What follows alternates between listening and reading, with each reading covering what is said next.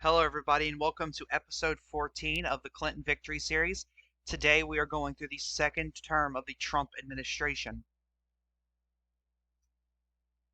It is the inauguration day for Donald Trump's second term, and as we can see, his approval ratings on inauguration day show he has a net 92% approval rating, with the Republicans a 92% disapproval, with Democrats a 3% approval with third-party voters, giving him his total support being 49% approval, 48% disapproval, giving him a net 1% approval across the country going into a second term. Abysmal numbers for a incumbent president, but he was able to win re-election with them.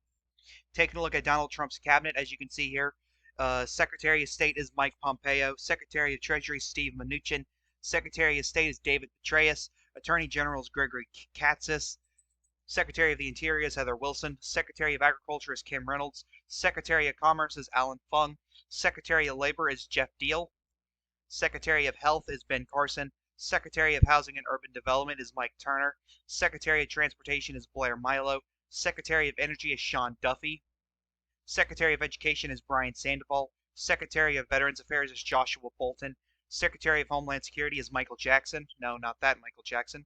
The Budget Director is Derek Kahn. The Small Business Administrator is Shane McMahon. The Chief of Staff is Mark Meadows. The Press Secretary is Liz Harrington. The UN Ambassador is Jandai Fraser. The Science and Tech Advisor to the President is Calvin Droegemeier. The Economic Council Chair is Matthew Slaughter. The Environmental Protection Agency Administrator is Patrick McHenry. The Trade Representative is Stephen Vaughn. The CIA Director is Thomas Shannon Jr. And the Intelligence Director is Jack Crouch II. Huge news right now was Supreme Court Justice Clarence Thomas has announced that he will be retiring from his post at the Supreme Court. That means Donald Trump gets to select, I believe, his third Supreme Court nominee to the his third nominee to the Supreme Court. It'll be interesting to see who he chooses. Trump has officially appointed District Attorney Terry Moorer to the Supreme Court. Terry Moorer, a district attorney that Donald Trump appointed during his first term. He has been selected to go to the Supreme Court. On July 4th, America's birthday, Donald Trump has announced that he will be signing an 8% tax cut across the board. That includes income taxes, sales tax, business tax, so on and so forth. An 8% tax cut across the board, which is very popular across the country. It is now November 4th. This is the 2025 elections, the off-year elections. In the New Jersey gubernatorial race, Stephen Sweeney will be reelected to another term. Actually, scratch that. He will be elected to his first term. I'm sorry, that was a fuck up on my part. Stephen Sweeney, the former state senator, will be elected to his first term as governor. He will go on to defeat Thomas Kean Jr. by 15%, beating Kean by 15 points. A big victory for Stephen Sweeney, defeating Congressman Thomas Kean. Thomas Kean will go back to his duties in Congress since he didn't resign or anything. Out of the Virginia's governor race, Lieutenant Governor Hala Ayala will be elected to her first term in the Senate, and as governor, not the Senate, as governor, succeeding Terry McAuliffe. She will be elected as governor, defeating Winsome Sears, who was the lieutenant. This is kind of a rematch from the lieutenant governor race back in 2021, but Ayala beat Sears by 22 points. A big victory for Ayala here tonight. President Trump has signed immigration reform into office. Jesus Christ, that was loud as hell. I am so sorry. President Trump does sign a immigration reform into law. This does secure the border. However, he had to compromise with Democrats to get the bill passed, meaning so it is easier for green cards to be given to people, increases the number of visas, work visas, so on and so forth, as well as increase the number of patrol officers at the border wall. Supreme Court Chief Justice John Roberts has announced that he will be retiring from the Supreme Court. This is Donald Trump's fourth appointee to the Supreme Court that he will be making now that John Roberts has decided to retire.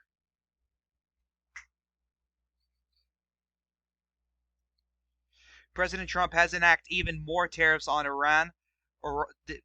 President Clinton, back in her term, put tariffs on Iran earlier in her term, her presidency, and now Donald Trump is now doubling said tariffs on Iran due to the increasing conflict with Israel.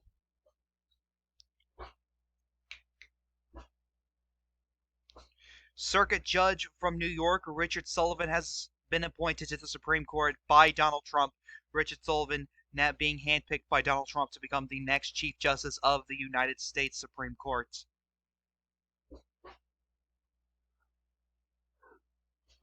Justice Samuel Alito, 3 big retirements in the past 3 years.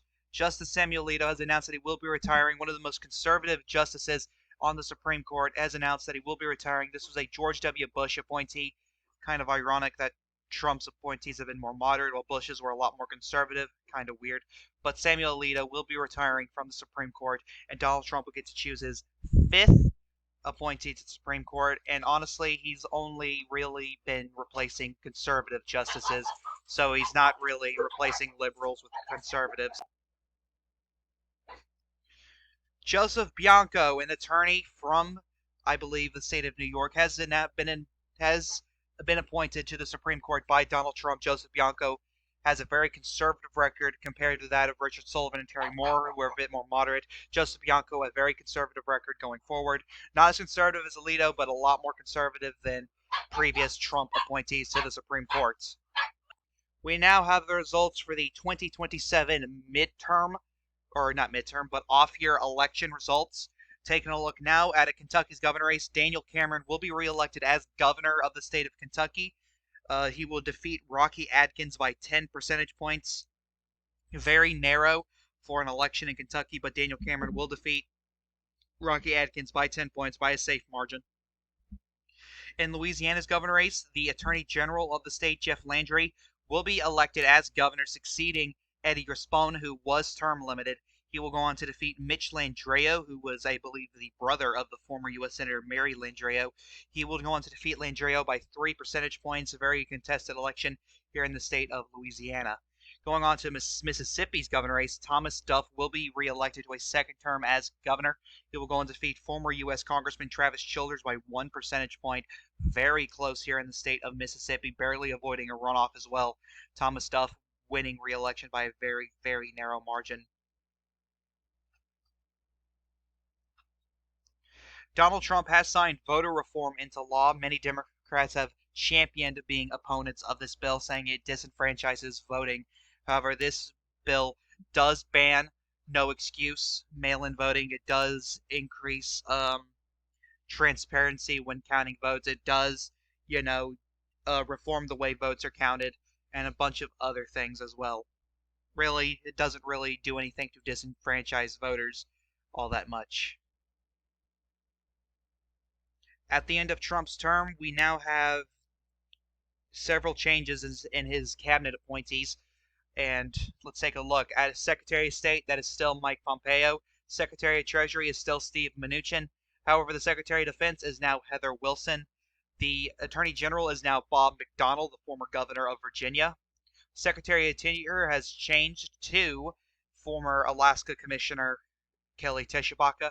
Secretary of Agriculture is still Kim Reynolds. Secretary of Commerce is still Alan Fung. Secretary of Labor is still Jeff Deal. Secretary of Health and Human Services? Anyway, Ben Carson is still the Secretary of Health. The Secretary of Housing and Urban Development is now Christine Drazan, former state congresswoman from the state of Oregon. Secretary of Transportation is now Curtis Silva, a businessman from New York City. Secretary of Energy is still Sean Duffy. The Secretary of Education is a professor from, I believe, the state of Ohio, Karen Skinner.